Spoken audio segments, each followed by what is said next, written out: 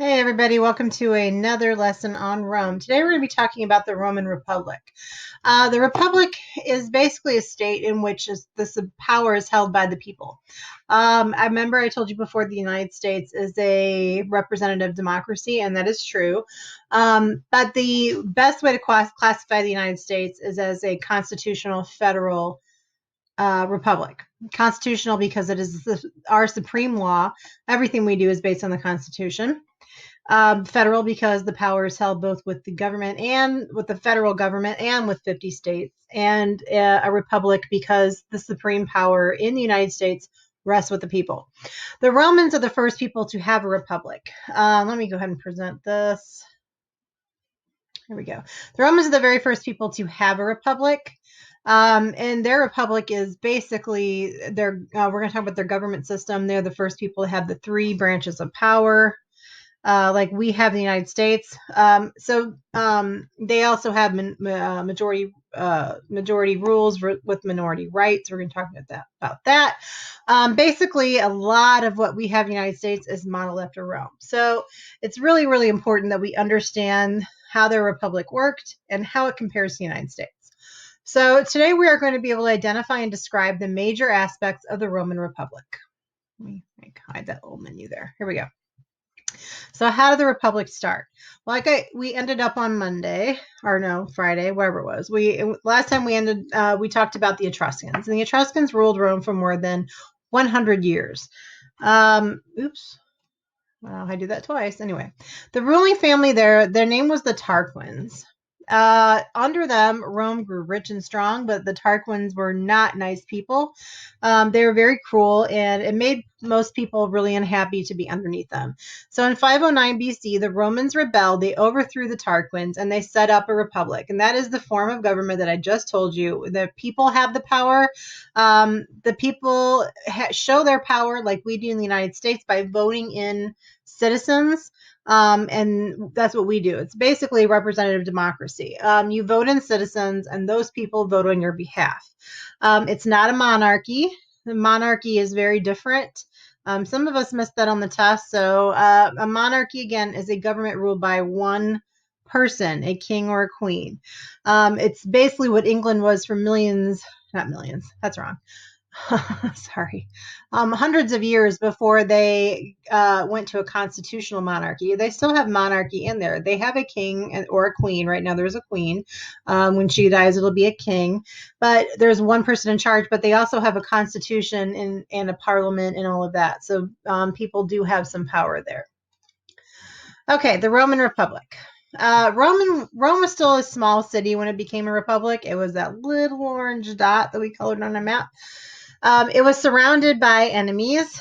All of the people around here in Rome were enemies. They would fight against them for the next 200 years. In 388 BC, Rome beat nearby Latin cities. And in 284 BC, they finally beat the Etruscan cities. And the Etruscans are just north of Rome. And this is when it became a republic. Oh, I need to move this so you can see the soldier. I have a hard time with this. There we go. Okay. By 267 BC, the Romans had taken over the Greek colonies in Italy and had ruled almost all of Italy. So the Greek colonies were right in the south. They were partly on Sicily, partly in the toe and the heel of the boot. That's where the Greeks were. And the Romans had went down there and beat them. The Romans were really, really good soldiers. Back here, you're going to see a soldier. It's kind of a little blurry, but you get the idea. It shows typical wear of what they had, their uniform, their outfit, their armor, basically. They carried this long spear. They carried this big shield. And the shields weren't necessarily metal. They were made of wood that were glued together, and they were covered with leather or cloth, but they were like this curved thing. And we're going to talk about their names in a second. And then they had this armor that they wore. They were strips of metal, that iron that were tied together with leather ties, and that was to protect their body. At the beginning of the Republic, every single male who owned land, and male citizen who had to join the army. They didn't have a choice. And if you decided to try to leave, it's called desertion. If you decided to try to leave the army, you were killed. This turned the Romans into fighters who did not give up easily. And obviously they didn't run away because they didn't want to take the risk of getting killed, you know. So this is their typical fighting stance. They would line up these shields in front like this and over their head to make a pretty impenetrable like shield, like full shield for their whole group. Isn't that pretty interesting? I thought it was anyway. They didn't just fight, but they thought of better ways to better organize their army, kind of like we do today.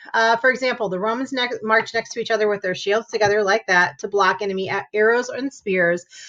This way of fighting is slow, though, because you have to keep these shields perfectly aligned and hold them, and they're not light by any means of the imagination. They're heavy.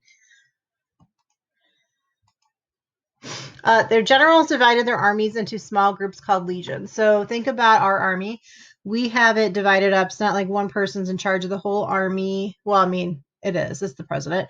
But like when you have groups out there fighting, you don't have one person that's telling every single person what to do. It's too much. So they divide it into groups, and those groups are called troops.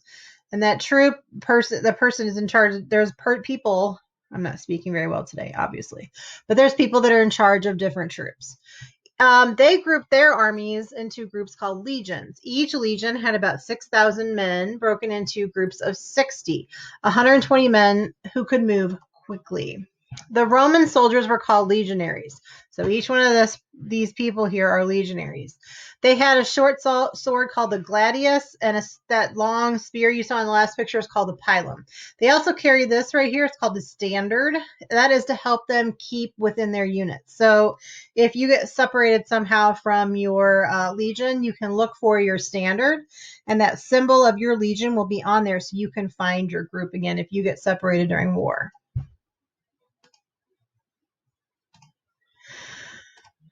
Romans were also very smart planners. They built military towns, kind of like you see in this picture back here.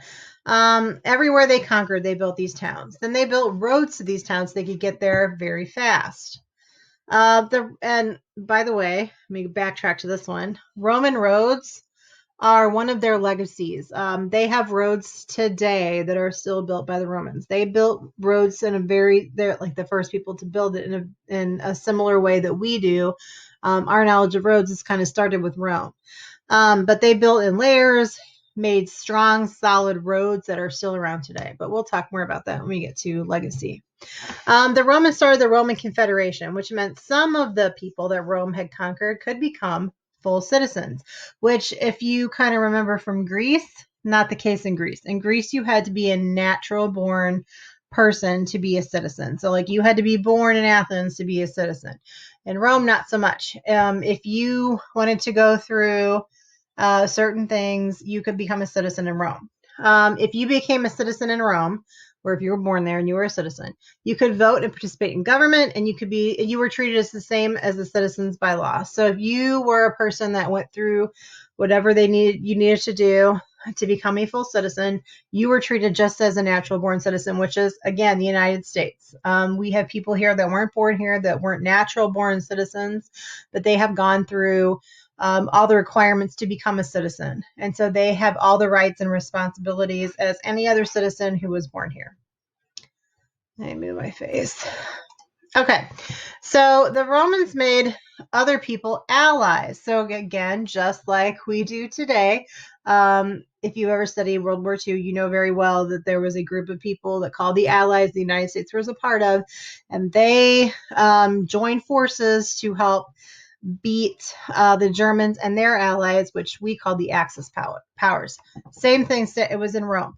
They had allies, and allies could run their own towns, but they had to pay taxes to Rome, and they had to fight in Rome's armies. Not necessarily the case today. Romans let the allies know if they were loyal, they might become citizens, which, would be something to work towards. The Romans treated conquered people well because they feared if they treated them badly, they could rebel. And the Romans needed the people on their side. Obviously, you don't want to spend time fighting people that are your friends. You want to keep everybody together. If an army did rebel, Rome squashed it. As a result, the Roman Republic grew stronger. Now, there were two groups of people in Rome, the plebeians and the patricians. And we're going to talk more about this tomorrow. We're actually going to be doing a little activity tomorrow. But two types of people, plebeians and patricians. There are way more plebeians than there were patricians, but the patricians were the wealthy people. They were the landowners. They were the people that had government offices. They were nobles. In the very beginning, patricians and plebeians could not marry each other. They couldn't mix. Kind of like, reminds me a lot of India with their social classes and how you couldn't, move out of your caste and you couldn't get married to other people. That's kind of how it was in Rome. Citizens had the right to vote if you were a patrician. You had to pay taxes, join the army, but only patricians could be in the government in the beginning. Plebeians, they were artisans, shopkeepers, and small farm owners. So basically anybody who wasn't super rich. Again, most of Rome's people are in there. They could not hold public office because they had a lower social status. Again, in the beginning. Citizens had the right to vote. They had to pay taxes and join the army, but only patricians could be in the government. So again, here's the similarities between these two. Everybody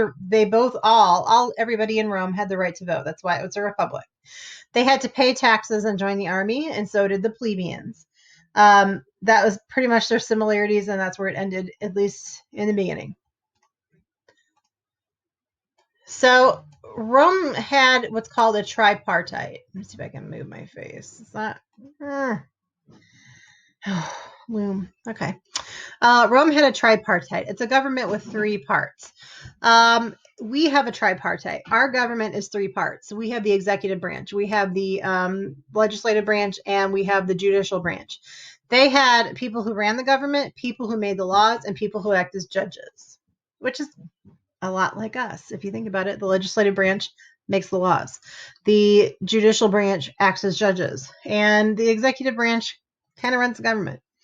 Rome had a system of checks and balances. That keeps one part of the government from becoming too powerful and more like a monarchy. Okay, so again, we have those in the United States. You're going to learn all about that in 8th grade. You have to pass a constitution test before you graduate high school. So you have to know about these checks and balances. But let's just put it this way. I'll just give you one example really quick. So in the United States, the legislative branch makes the laws. They present things called bills. These bills are not laws. They are, sorry, dog just came in the room. They're not laws yet. They go through both of the branches of the legislative branch. We have the Congress, and the Congress is split into the House of Representatives and the Senate. They both have to vote on it, and it has to pass through both of those houses before it goes to the president. Now, president is a check on the Congress's power. They can sign the bill into law, which makes it a law, or they can say, nope, shouldn't be a law, and veto it. And if that happens, it goes back to the Congress. Now, here's a check on the president's power. They can overturn that veto if it goes through both sections of the House and gets a 2/3 vote. That's pretty hard to do, but if Congress feels really strongly in a certain law, they will pass it through. It has happened. So that's a check on both of those powers. Where does the judicial branch come in the United States? Here's where. I'm going to tell you. Okay, so both of those people can send through a bill, make it a law, whatever, based on the vote. If it's a law, becomes a law, somebody questions that law, they can bring a court case. When it gets up to the Supreme Court listens to the case, and they'll use the Constitution as a guiding force to decide whether or not that law should even be a law in the first place, and that's called judicial review. So they can look at this law and decide, yes, it should be a law, and then they're going to uphold it, or they rule against it and it becomes unconstitutional and that law is removed. And that is how our government does a system of checks and balances. Rome is the first place to do this. It keeps those parts from becoming too powerful. So the first branch were consuls, and that consul was the top two government officials. There were two of them. They were both patricians, of course, the rich people. They headed the army and they ran the government, a lot like our executive branch today. Consuls were chosen every year by vote, so they wouldn't get too much power. And again, if you're a citizen, you get to vote. They could also veto or reject each other's decisions. So if one consul wanted to do something, the other one could veto it down, and there it goes. Praetors were other important officials. They interpreted the law and acted as judges in courts. Other officials performed specialized duties: tax records, public finances, public festivals, etc. Then we have the lawmakers. That would be a lot like our Congress. They had two major lawmaking groups. The Senate, sound familiar? Like ours, we have the Senate. Rome's most important lawmaking body. The Senate in Rome was 300 patricians, and they served for life. Well, in the United States, our senates do not serve for life. They're elected every 6 years. However, they have no term limit, so they could keep getting elected, and if they keep getting elected, they could serve for life if they keep getting elected. The Senate's power grew over time, and by the 200s BC, it could propose laws, hold debates, and approve building programs. The second lawmakers were the Assembly of Centuries. Ours are called the House of Representatives. They elected consuls and praetors and passed laws. In the United States, the House of Representatives does not do that. We elect, well, again, everything's kind of like, a mix. So in the United States, people vote for the president, obviously, but the president is not elected by the popular vote. The president is elected by what's called the Electoral College, which is made up of the people in Congress, and they push the vote through. And basically their votes go towards usually it's like whoever wins the majority in their state, they give their votes to the Electoral College. But again, they elected consuls and praetors, and they passed laws like ours is. So like I told you, at first, only patrician men could be senators, assembly members, or consuls. The plebeians fought in the army and paid taxes just like the patricians, so they wanted equal rights. Only fair, right? They're part of the United States. They're part of Rome. They should be able to have a say, so they should be able to have representation. In 494 BC, the plebeians went on strike. They would not join the army. A lot of them said they wouldn't even pay taxes. Many left Rome to set up their own republic, which scared the patricians into agreeing to share power. Remember who I told you the biggest group of people were? The plebeians. So they, just because they banded together, they had a lot of power. If they refused to join the army, the patricians aren't big enough to help defend Rome. They need the plebeians. So when they went on strike, it scared them enough to say, okay, we'll share some power. So in 471 BC, the plebeians set up something called the Council of the Plebs. It is an assembly that elects tribunes or leaders who told the government what plebeians thought about their issues. So at least now they're having a voice in their government. Later, the tribunes could then veto government decisions. So now they had some actual power instead of just speaking. In 455 BC, the plebeians and patricians could actually marry each other. And in the 300s, the plebeian men could become consuls. So now it's even, like equal. In 287 BC, the Council of Plebs could pass laws for all Romans. So now we actually have official equality, at least between men, plebeian, and patricians. Now all male citizens held equal power. Sort of. A few wealthy citizens still held most of the power. And again, just like in Greece, women had no say in government. The Roman Republic had become more democratic, but it was far from a full democracy. It's a government in which all citizens share in running the government. If you are excluding half of the people in your, whatever they are, civilization, country, you are not a full democracy. And they excluded all their women, and not just their women. People that were enslaved in Rome also had no say. People that hadn't gone through, obviously, whatever citizenship things you had to do in Rome to get citizenship wouldn't be citizens either. So again, just like in Athens, is it a true republic? Is it a true democracy if you are excluding people? All right. So here's something to know for later when we talk especially about the Punic Wars. During times of great danger, the senators would often elect a dictator. Again, when we think of dictators today, we usually think of like Hitler and bad guys like that who are evil and just take over all this power and just do really bad things. But it's not necessarily the case, especially in Rome. Um, so a dictator is just basically a leader with complete control. They have control over everything. And if they are being attacked and there's a war, they want it to be able to make quick decisions right away without having to go through all of these people. That's important because every time you wait to make a decision, you could be getting farther into a war.